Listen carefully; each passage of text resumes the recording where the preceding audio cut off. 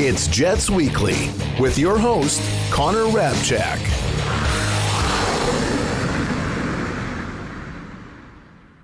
Welcome back to another edition of Winnipeg Jets Weekly. My name is Connor Hrabchak. On today's episode, we've got 3 games to talk about as the Jets closed out their 8-game homestand, starting on Tuesday night against the Vancouver Canucks, Thursday against the Seattle Kraken, and then Saturday night, Hockey Night in Canada against the Calgary Flames. Let's start back on Tuesday night, the Jets with a dominant 6-1 win over the Canucks. This was a fantastic performance by the Winnipeg Jets inside Canada Life Centre, taking home a 6-1 victory over the Vancouver Canucks, and it started with a bang as Kyle Connor scored a natural hat-trick in the first period before we had even passed the 15-minute mark to put the Winnipeg Jets up 3-0, and his third goal was of the highlight reel variety on a breakaway, deked around Kevin Lankinen, the Canucks goaltender, to put the Jets up 3-0, and the Jets never looked back. The shots 33-24, the expected goals more than double for the Jets, 4.48 to 2.2 in the Jets' favor, and then the scoring chances 30-17 in Winnipeg's favor as well. This is a great performance from start to finish. The Canucks maybe didn't have as much pushback as you'd think after going down 3-0 so early, but they were at the end of a long road trip. You could tell that they just wanted to get on the plane and get home, and the Jets took advantage of that, jumping on them early with a Kyle Connor hat trick and carrying that through the entire night. That brings us to Thursday night, where the Winnipeg Jets had to grind out a 2-1 victory over the Seattle Kraken, and it was actually Dylan DeMello who, in his 600th career NHL game, sniped a shot over the glove side of Joey Daccord to give the Jets a 2-1 lead with just 27 seconds remaining, and the building went nuts. This was actually one of our games as a part of our Winnipeg Sports Talk Game of the Month ticket pack. It was great seeing all you WS tiers before the game and on the concourse during intermissions, chopping it up with you guys, and we got to see a great game with a great finish. Here's what Dylan DeMello had to say on him scoring the goal with 27 seconds left in his 600th career NHL game. Yeah, that was awesome, I think. Obviously I'm a guy that doesn't score a lot. 600 games is obviously, I think it's a great accomplishment. I'm proud of it. It takes a lot of people to help you get there. So, that was kind of in my mind before the game. And, between your family, your friends, coaches, everybody, your teammates, all the staff here to kind of just get you here. So it was that was special in its own right. And then, score the game winner, obviously just kind of put the cherry on top and to get the win. So, it was a really special night, a night that I'll definitely remember. So there's Dylan DeMello after the Winnipeg Jets picked up a 2-1 win and had a strong argument as the better team for the entire 60 minutes of this game. The shots on goal 36-18, the expected goals 2.61 to 1.47, and the shot attempts 72-48. I always mention how over 70 shot attempts is a really good target to hit, and the Jets lose more times than not when they hit it. And that tees us up perfectly for Saturday night, where the Jets got absolutely goalied by Dustin Wolf. If you were ever wondering what it feels like to go up against Connor Hellebuyck on most nights, well, Dustin Wolf for the Calgary Flames did his best Connor Hellebuyck impression on this night. The Jets were absolutely the better team in this game for the entire 60 minutes of it, but somehow fell short. Dustin Wolf with a 38 save performance. The Jets with 4.32 expected goals compared to Calgary's 1.98.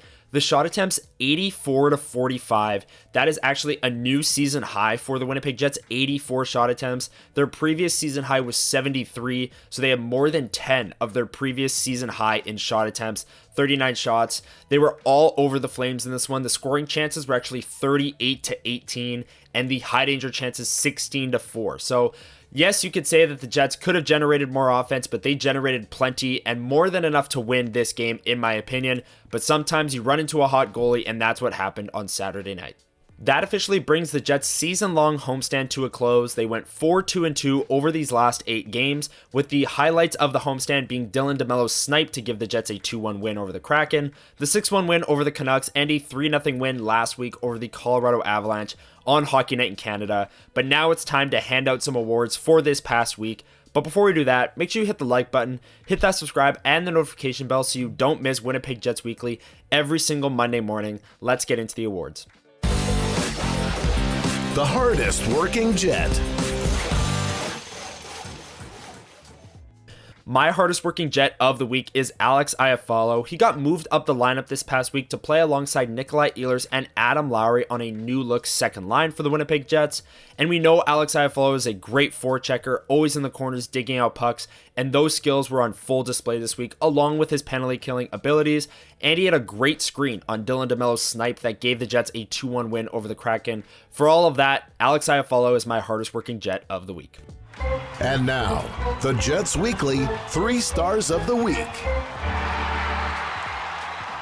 My third star of the week is Dylan DeMello, who played his 600th career game this week and had the go-ahead goal with 27 seconds left over the Kraken, and he has carved out a really nice career with the bulk of it being here in Winnipeg. 601 games played, 19 goals, 134 assists, and 153 points for a shutdown defensive defenseman who is signed here for the next 4 years at $4.9 million per season. Dylan DeMello hitting a massive milestone and scoring a huge goal. He's my third star of the week.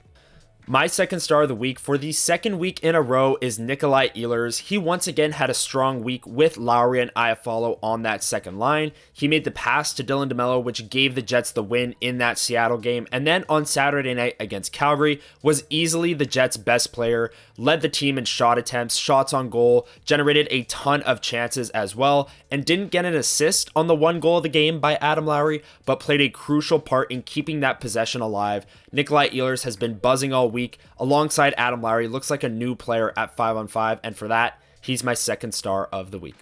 My first star of the week is Kyle Connor. He had the unbelievable hat trick on Tuesday night with the highlight reel third goal, added an assist in that game as well. Now in the season, he's up to 26 goals, 34 assists, 60 points, and that's all in 47 games. That pace for goals is right around his previous career high of 47. So in the back half of the season, it'll be interesting to see if he can crack that career high, maybe even reach 50 goals. And it'll be interesting to see which Winnipeg Jet leads the team in goals by the end of the season, as both Connor and Scheifele are tied with 26 right now. But Kyle Connor, an unbelievable week with the hat trick on Tuesday night. He's my first star of the week.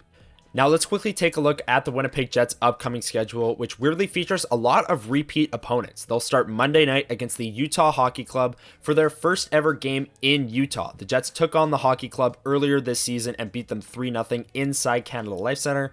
But like I said, it's their first game in Utah, so that'll be a very interesting game to watch.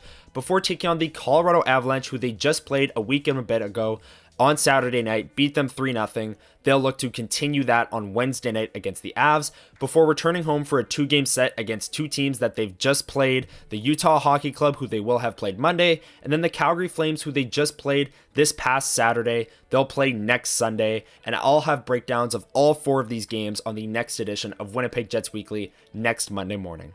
That's going to do it for this edition of Winnipeg Jets Weekly. Thank you so much for making it all the way till the end of the video. If you enjoyed it, make sure you hit the like button down below, hit that subscribe and the notification bell so you don't miss this exact video every single Monday morning. I'll be back next Monday with a breakdown of all 4 games on the Jets' upcoming schedule, and I'll preview the upcoming week as well while handing out my awards like the hardest working Jet and 3 stars of the week. Enjoy the games this week, and I'll see you all next Monday on Winnipeg Jets Weekly. Have a great week, everyone.